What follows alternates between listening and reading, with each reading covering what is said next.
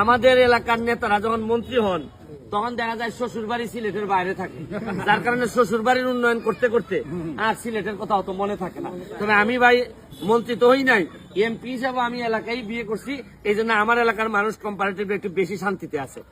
আগামী রবিবারে আমার মহান সংসদে আমার বক্তব্য আছে বাজেটের উপর।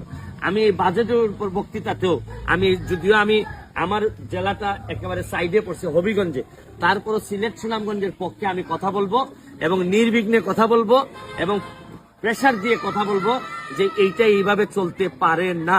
সিলেটকে প্রোটেকশন দেওয়ার জন্য সবাই একত্রিত হইতে হবে। এখন সিলেটের ব্যাপারে কোনো আওয়ামী লীগ বিএনপি জাতীয় পার্টি শোনা যাবে না, শোনা উচিত হবে না। সিলেটকে সেভ করার জন্য সবাই একসাথে ঝাঁপাই পড়তে হবে, এটা আমার পরিষ্কার। সিলেটের উন্নয়নের কেন জটিলতা কেন জানেন? সিলেটের আমি সহ আমরা নেতারা হচ্ছে কিছুটা আমরা নিজেদের বাইরে চিন্তা করতে পারি না। যদি চিন্তা করতে পারতাম তাইলে 6 লেন হচ্ছে সারা বাংলাদেশের সবার পরে আমাদের 6 লেন, এখনো 6 লেনের কাজই শেষে নেই। আমরা এর মধ্যে 2-3 জন অর্থমন্ত্রী পাইছি, আমাদের অর্থমন্ত্রীর মাধ্যমে টাকা ছাড় হয়েছে সব লেনের, কিন্তু সব জায়গায় হয়েছে, কিন্তু আমার এলাকায় 6 লেন হয় নাই।